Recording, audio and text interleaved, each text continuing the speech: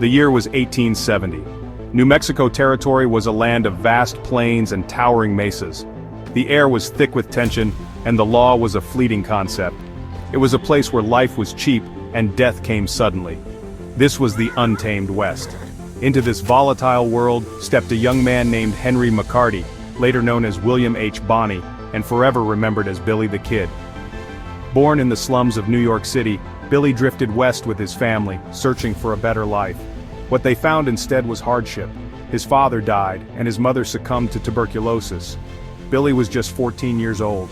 Orphaned and alone, he found himself drawn into the murky underbelly of frontier society. He took odd jobs, some honest, some not. He learned to ride, shoot, and gamble, skills that would serve him well in the years to come. He craved companionship, and he found it among the cowboys and drifters who roamed the territory. Billy's transformation from a troubled youth to a hardened outlaw was swift. His first brush with the law came with the theft of some clothes and firearms. He escaped jail and fled to Arizona Territory, only to return to New Mexico under the assumed name of William H. Bonney. The die was cast. Billy the Kid was born. He was slight of build, standing only 5 foot 8 inches tall.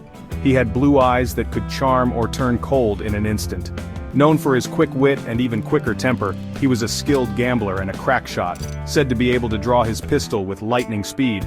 He was fearless, some said reckless, and always ready for a fight. Billy became embroiled in the Lincoln County War, a bloody feud between rival factions vying for control of the county's lucrative trade.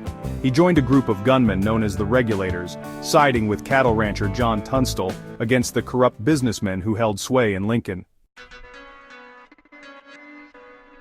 The Lincoln County War was a whirlwind of violence and vengeance. Billy and the Regulators fought a guerrilla war against their enemies. They rustled cattle, robbed stores, and killed anyone who stood in their way. The bloodshed reached its peak with the assassination of Sheriff William Brady. On April 1, 1878, Sheriff Brady and his deputies were gunned down in broad daylight. Billy the Kid, a key participant in the ambush, was forever branded a cop killer. The killing of Sheriff Brady made Billy the Kid a household name. He was hunted relentlessly by lawmen and bounty hunters eager to claim the reward on his head. But Billy was a survivor. He always seemed to be one step ahead, using his cunning and knowledge of the terrain to evade capture. The murder of Sheriff Brady sent shockwaves through the territory. The law, already tenuous in its reach, seemed to vanish altogether. The Lincoln County War had spiraled into chaos. Billy and the Regulators, once seen by some as heroes fighting against corruption, were now branded as dangerous outlaws. The governor of New Mexico Territory declared martial law in Lincoln County. He dispatched a new lawman, a steely-eyed former buffalo hunter named Pat Garrett, to restore order and bring Billy the Kid to justice. Garrett was a formidable adversary. He was a skilled tracker and a crack shot, just like Billy. He knew the territory and understood the ways of men like Billy the Kid. The stage was set for a final showdown between two legends of the Wild West.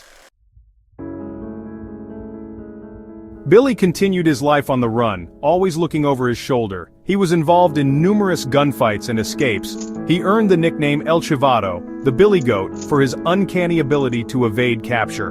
But his luck was running out. In December 1880, Pat Garrett and his posse tracked Billy to a remote ranch house in Fort Sumner, New Mexico.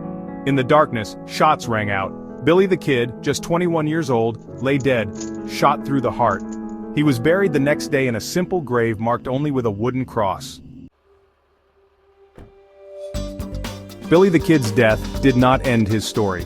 In death, as in life, Billy the Kid was shrouded in contradictions. Was he a cold-blooded killer or a victim of circumstance? Was he a folk hero or a ruthless outlaw? The questions lingered, fueling the legend.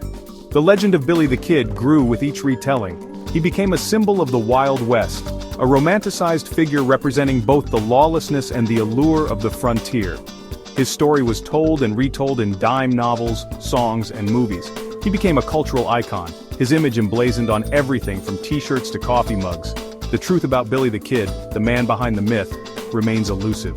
His story is a cautionary tale of a life lived on the edge, a reminder of the brutal realities of the American West. But it is also a story of survival, of cunning, and of a young man who, for a brief time, became a legend.